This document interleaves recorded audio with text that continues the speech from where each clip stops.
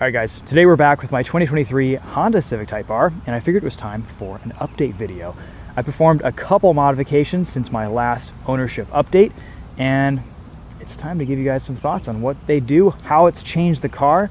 I just did a track day in this, and it was just amazing. This car drives so well, and just these few changes have actually made quite a bit of difference. So, first things first, you can see I've got a new set of wheels. These are the factory forged wheels from Honda.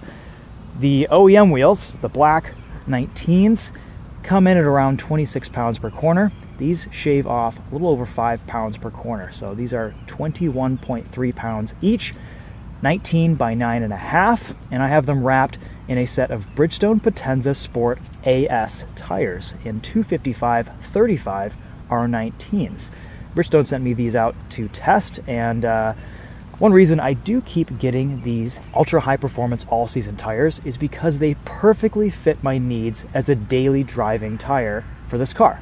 Otherwise, this lives on a set of Michelin Pilot Sport Cup 2s, which is my dedicated track tire, and I run those some on the street, but they pick up a bunch of rocks. They're terrible, almost useless in the wet and cold, and they pretty much only just work really well on track. So this is going to be my daily setup year-round. We've tested a few all-season tires from this class with the Continental DWS 06 Plus and the Falcon FK460. So comparing these Bridgestone Potenza Sport ASs is going to be part of the video today, and we're also going to be talking about some other modifications. The next mod we're going to talk about is the PRL rear motor mount. You guys all sang its praises in the comments, saying this is the one modification you have to do to your Civic Type R. So I bought it, installed it, which was a bit of a bear because one of my exhaust bolts was super rusty, but otherwise without that rusty exhaust bolt it would have been a very, very simple install. Just be sure you clean your threads before you start backing off those exhaust hanger bolts. So let's talk about the mount. It really improved shift feel and that connection that you feel with the engine on and off throttle. There's a little bit of bucking, and you could just feel the motor moving around corners. It's not something that you noticed a ton until you replace the mount and realized how much of an improvement there can be over the factory part. So initially there was quite a bit of vibration on cold start, and after about 1,000 miles and a couple track days, that's mostly gone away, and this is a perfectly livable thing to have in the car right now. So I figured if I didn't like it, I always just swap it back out for the factory part. The shifter just feels tighter and a little bit notchier, and has a little bit more resistance between gates, which is probably one of my main complaints about the shifter in the Civic Type R, is it was just too light. Now it feels perfect. Third modification, we now have a set of Paragon R5 brake pads in the front with the titanium shims and R3 pads in the rear. The R5s are almost a dedicated track pad. They're very, very aggressive, but I've been driving them on the street between track days and they've been just fine. A little bit of squealing at low speeds, but otherwise they feel great. Bite is amazing. These pads were recommended to me by Eddie Segal, who has a Time Attack FK8 Civic Type R, and he says this is all you need. It's amazing. So we've done a couple track days with these on, and they feel absolutely fantastic. Going to be swapping out the front R5s for either the factory pad or the Hawk pads that I had on here previously that didn't really like that much for winter driving, and leave the R3s in the rear. The R3s do dust quite a bit, but I think with just frequent wheel cleanings that shouldn't be too much of an issue, and I've got these wheels coated with kind of a ceramic spray, so they should be okay. The titanium shims actually performed really well at this last track day. I took this to Gingerman Raceway, which is notoriously hard on brakes, and my brake warning light didn't really come on until after about 6 or 7 hot laps in this car. So the titanium shims, their goal is to reduce heat getting into the braking system. So it reduces brake fluid temperatures by quite a bit, and that's when that brake system warning light comes on, is when your fluid temps get too hot. That's really making a big difference. It's keeping the heat in the rotor, in the pad, and they just performed flawlessly lap after lap. Amazing pedal feel, really solid bite, easy to modulate. Can't say enough good things about these brakes, and they seem to be wearing pretty well too. So again, purchased those with my own dime, and not a sponsored product or anything, but something I definitely recommend. If you're tracking your Civic Type R, you might even be able to get away with R3s on all 4 corners too. Last modification, I almost feel silly mentioning this, but I put a PRL drop-in filter in this, And that actually made quite a bit of difference, surprisingly so. I don't think I've ever had a drop in air filter make this much of a difference in a car. It improved throttle response and low down torque more than I thought it would. I don't have any dyno results or anything, but dyno, it made a pretty big difference. And you hear just a little bit of blow off valve between shifts, as well as a bit more turbo noise. I don't really want to go full air intake on this car. I think that would be a bit too aggressive for my tastes. It's in there, you can't see it, but otherwise everything else here is stock. Probably not going to get this tuned. I want to keep factory reliability. Already super happy with power in this car. And other modifications, we've got slightly more aggressive alignment, about 2 degrees of negative camber in the front, which definitely helps with tire wear and turn-in and performance. We also have the adaptive damper module from the Acura Integra Type S. That made the biggest difference in this car. One of my favorite modifications, just made the suspension actually good instead of too stiff and too bouncy. Really gave this nice damping, and I think neutralized the chassis just a little bit too. We get a little bit more liftoff oversteer in this car after doing that mod. So what I've been doing is I've been seeing some pretty scary events in Civic Type Rs on track with liftoff oversteer. One guy had a pretty bad wreck, glad he's okay. And you guys have seen my videos. I'm drifting this thing around the track almost like a rear-wheel drive car sometimes. So my solution has been just running lower rear tire pressures, and that pretty much gets rid of all snap oversteer in the Civic Type R. So right now I'm running 33 PSI in the rear for street, 34 in the front. On track, I was running about 30 PSI in the rear and about 32 in the front on those Cup 2s. And the car really drove well. Again, we'll be coming out with that track video here soon. Let's talk about these tires really quickly. So this size isn't quite the OEM size. These are 255/35 R19s, slightly taller and slightly narrower of a tire than factory, but ultimately at the end of the day, as close as it gets. Bridgestone doesn't make a 265/30 R19, and I did want a little bit more sidewall out of this setup just for that extra cushion with daily driving. So this is maybe about ½ an inch taller than the factory tire. Not much really that you would notice, and that extra bit of stretch will give this more responsiveness around a corner and on turn-in, which is kind of nice. So you can see we've got some more open tread design here with this Bridgestone Potenza AS. We have full depth 3D sipes, as well as what looks like maybe a little bit of noise sequencing here. We have 2 sipes here, 1 here, different sized tread blocks along this outside shoulder rib, and then really big open grooves here in the middle to evacuate water and get rain out of the way. So this should have pretty good wet performance. I haven't driven this in heavy rain, but in light water, light rain, this has performed really well so far, like all the tires do in this class. You can see by the design of this tire that there isn't as much contact patch for dry traction as some of the competitors, and that's basically what I've noticed with this tire so far, is it doesn't have the outright performance of the FK460 or the Continental DWS 06 Plus in the dry, but it should have slightly better winter performance. A lot of these biting edges here are going to grab snow, and snow on snow traction is the best. So we'll see how this performs in the winter too. My goal also is if I ever run into a cold, wet track day, which I did, but I didn't bring these tires last week, these will also be a wet track day option. So something that I could run in November at Gingerman. I'll probably bring these along with me, and we'll see how the weather shakes out. But good wet autocross, good wet track day tire, and they seem to be wearing pretty well so far. I've been driving pretty hard on them and really can't see any discernible wear, feathering, or anything. A lot of front wheel drive wheel spin here, a lot of hard cornering, and they look great after the first few hundred miles. These tires also have a 50,000 mile tread warranty, which is pretty awesome. And in this size, they cost $289 a piece. We'll give you guys some driving impressions here once we get on the street. All right, so this is a reasonably cold start, so you guys can hear what the PRL engine mount sounds like. Just a little bit of a lower, deeper tone. When I first installed this, it was kind of vibrating the entire cabin, but then it fades away after the revs drop, and when you're just driving this around normally, and after you put some miles on it, it feels pretty normal.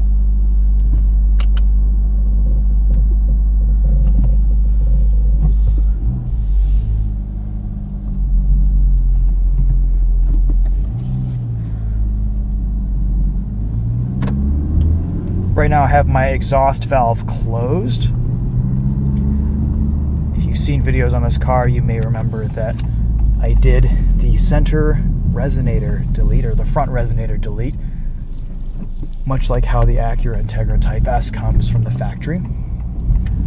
All right, driving impressions.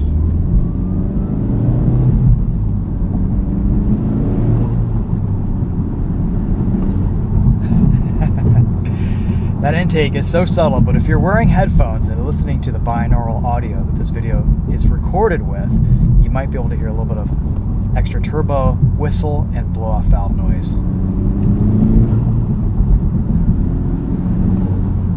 It sounds good, just enough to be satisfying and make a little bit of a difference between every shift.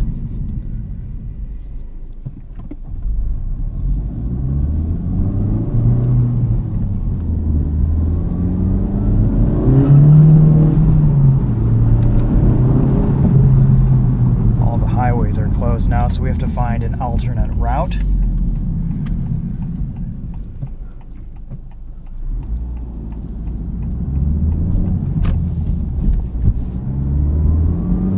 We're going to let just a little bit more temperature get into this car. Let's see what oil temp is reading. 159 degrees Fahrenheit, so we're getting there. Yeah, shift feel is just so much nicer now with this PRL rear motor mount. You guys really came through in the comments, and that was a great recommendation. I kind of wrote off engine and transmission mounts after my first gen BRZ, and it's something that I don't really like to do to cars because I feel like it just introduces too much NVH. But this is kind of that perfect blend of stiffness and daily livability from PRL. They did a really good job with the compound of and the materials of the engine mount, just getting it right so that it's not too uncomfortable, not too unlivable, but it stiffens things up nicely.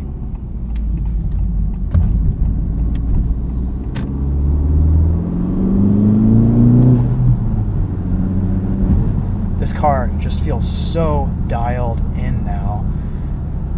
I had a few complaints about the Civic Type R from the factory. I didn't think the suspension was very good. It was too stiff, too bouncy. Power delivery was just a little bit gutless at low RPMs. There was a lot of turbo lag. Shift feel was a bit light. And just a few modifications can address all those issues. And it doesn't take much to really dial this car in and get it feeling just about perfect. Factory brakes were always very good. After tracking this last week, I've really kind of grown a new respect for this car and for what it can do. It really is an amazing vehicle for the money, and I think really the only other car that's kind of impressed me this much at the price point is the Camaro SS1LE.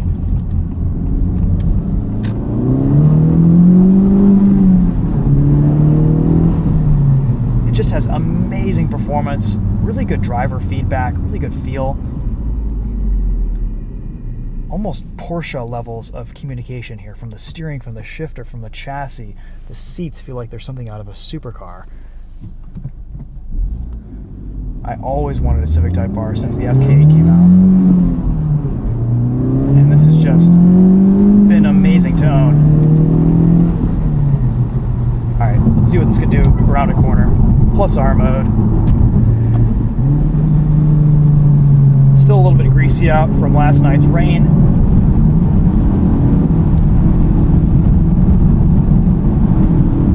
Really nice turn in from these Bridgestones. And as you can see, mechanical grip isn't too shabby either. Very little complaining. Alright, so the new Honda Civic, the Civic Type R, has never really been a quiet car on the road. It just has a lot of road noise, tire noise, NVH. It's just kind of the nature of the vehicle. The regular Civic just doesn't have a lot of noise insulation, and the Type R is the Type R. It's on 19-inch wheels, and you get a little bit more noise transmitted from bumps, but I've got to say these tires, these Bridgestone Potenza Sport ASs, are reasonably quiet on the highway. Not a ton of tread noise, they are softer over bumps, which is really nice. Part of that could be my slightly lower tire pressures. I'm running 34 in the front, 33 in the rear, but they really just kind of take the edge off of everything, especially compared to the PS4S's and the Cup 2s, and they're reasonably quiet. This is about the quietest tire I think I've tested on this car. The FK460 was close, but this might have just a little bit of an upper hand.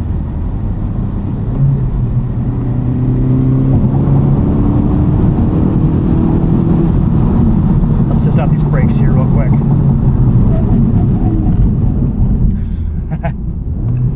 This is an amazing braking setup.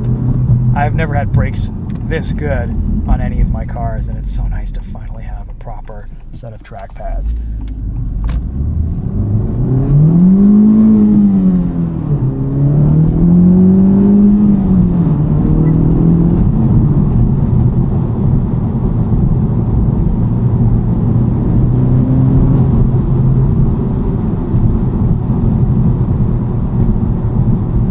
Now that we have the Integra Type S adaptive damper module, I can live with this in plus R mode and enjoy it a little bit.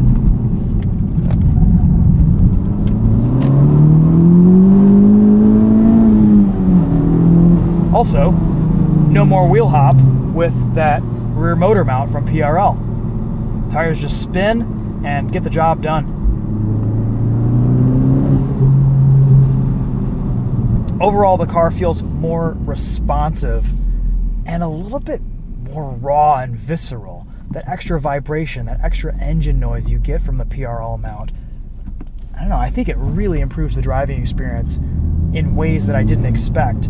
I feel more connected to this car now. And that's because I am. Yeah, these brakes are just insane. Make you a little bit dizzy coming down from speed.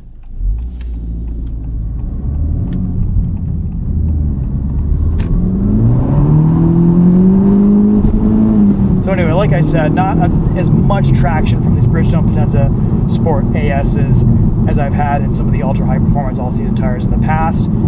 Forward traction, getting a little bit more wheel spin here, but overall, I'm really, really happy with these on the street. We're going to do some more wet weather testing in these to come, but as just a tire to kind of enjoy on a daily basis, they kind of strike that perfect blend of comfort, performance, responsiveness, quietness, and for being an all-season tire, the performance is amazing. And that's one of the reasons why I go for tires in this class, just because of their breadth of capability.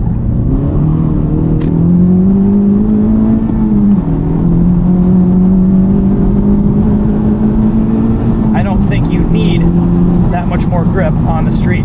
That's pretty amazing.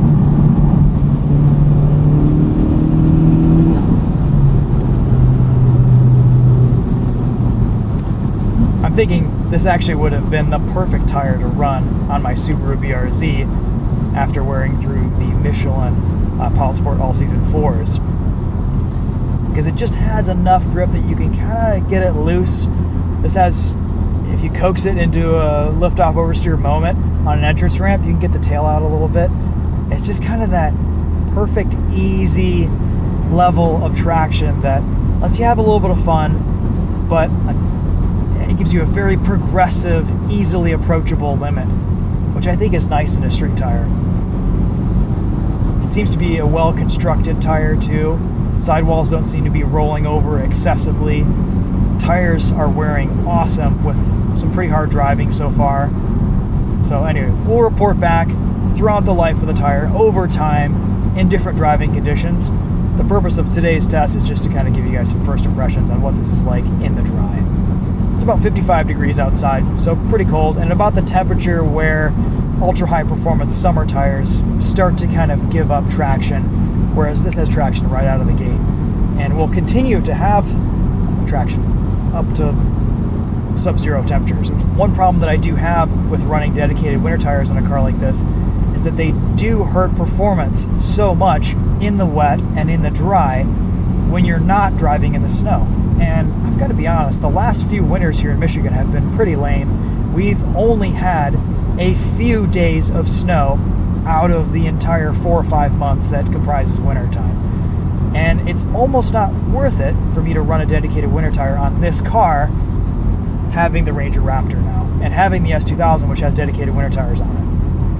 And if I can get into something that can get me through the snow, if I get caught in it, I'm not actively going out and driving in the snow in this car like I do those other vehicles, just because it's honestly not that fun to drive this car in the snow. It understeers everywhere. You don't have a handbrake.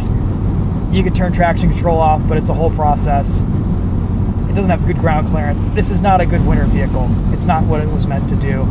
I may get a set of dedicated winter tires just to test and compare and contrast and see, but ultimately I'd rather drive on a tire like this all year round as my daily setup than have a summer tire that's kicking up a bunch of rocks, that's still compromised on track, and have a winter tire that's compromised the rest of the time when I'm not driving on the snow. So for me, this is kind of my perfect balance, and that's really what you have to do when you're choosing a tire for your daily driver. You have to figure out what you prioritize and what conditions you're going to be driving the car in, and kind of base your purchase decisions on that. For me, dedicated track tire and then a dedicated daily driver tire is kind of the way to go.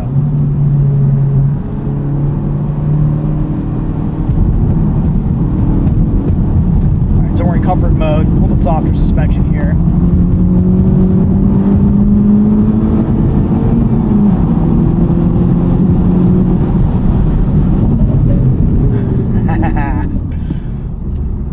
A little bit of squirming under braking there, but when did this car just turn into a rocket ship?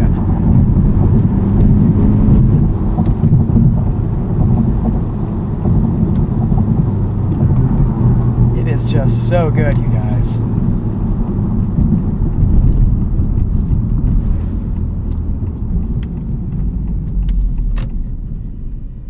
Brakes are staying pretty quiet during this drive. Usually after a couple miles or so, you'll get some squeal at low speeds, just pulling up to stoplights, stop signs, driving around town. But for the most part, aside from a little bit of extra pad noise on those front rotors, they are pretty livable on a daily basis. My favorite thing about these brakes is just how when you come down from speed, you almost get that race car howl as they grip and just provide insane braking force. We'll give you guys a little example of that up here.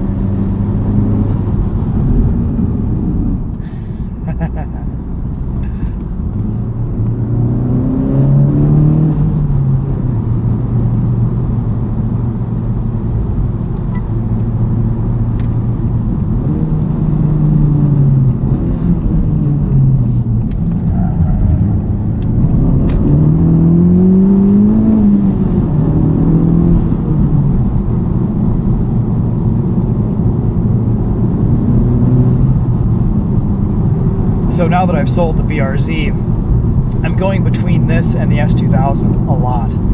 There are some real similarities between this and the S2000. The shift feel is very, very similar.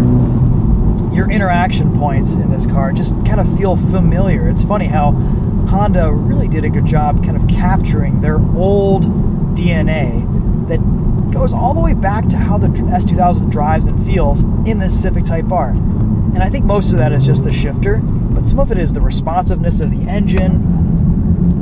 It really, the cars drive more alike than unlike in some respects. It's pretty cool.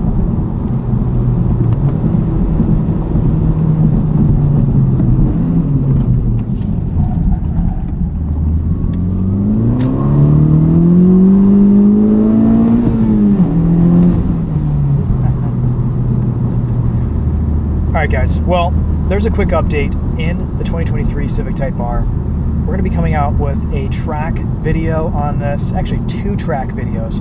One at M1 Concours in Pontiac, Michigan, and one at Gingerman Raceway. The M1 Concours track video is actually really interesting because that compares this to a Hyundai Elantra N, a time attack prepped Hyundai Elantra N, and with an interesting result. So stay tuned for that. That's going to be it for now. Thank you so much for watching. We'll see you guys in the next one. take care. We'll walk you guys around this one more time, show you those forged factory wheels, and that'll be a wrap. I actually think this is the look that I always wanted out of this car. It looks so sharp now.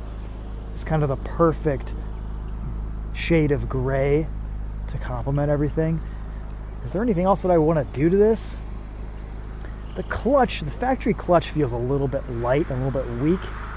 If that ever goes, I might replace it with something a little bit more bitey, a little bit more aggressive. But otherwise, from a driving perspective, this car it's really dialed in now.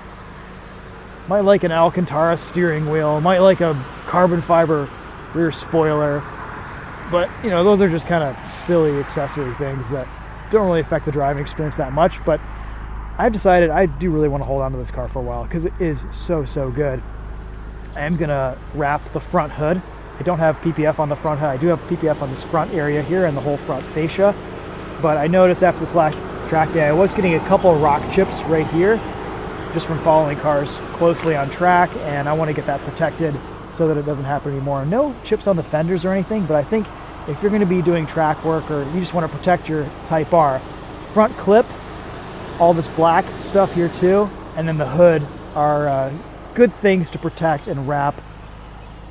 Everything else, I used to get a lot of dirt and dust and potential for chips on the side of the car, but I installed these FX3D mud flaps and these mesh kind of guards right here. And that pretty much got rid of everything getting kicked up into the side of the car, which is nice. Also, these wheels don't have as aggressive of an offset as what a lot of people run. These are factory offset, so they're not sticking out as wide. So again, the potential for stuff getting kicked up on the side of your car is less. And it also maintains, you know, factory scrub radius and all that stuff, which is important for handling.